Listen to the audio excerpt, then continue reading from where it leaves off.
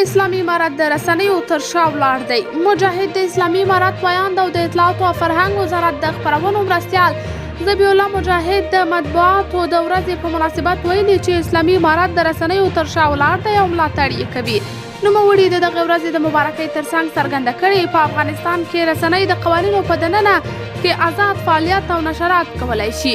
ذبیح الله مجاهد وایي هغه رسنۍ چې د امریکایي ځواکونو له وتلو وروسته یې فعالیت درېدلی عامل یې اسلامي امارت نه بلکې د تمویل له لاسه ورکول دي چې د بهرنیو ځواکونو او سفارتونو لخوا د خپلو موخو لپاره تمویلي دي.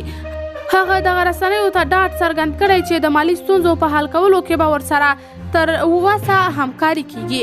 هغه دا هم ویلي چې اوس مهال موږ په خپلو زندانونو کې هیڅ کوم بندي خبریال نه لرو. که کوم خبریال د پوهاوي او وضاحت لپاره ځینو اداراتو ته رابلل کیږي نو دا د شکنجې او زنداني کېدو په معنا نه ده او په دې اړه د ځینو خواوو اندېښنه پر ځای نه ده او ترې به خپل ملاتړ روان ساتي. قدرمنو لیدونکو تاسې په هکله څه نظر لرئ؟ کمنټ کې شریک او چینل سبسکرایب کړئ.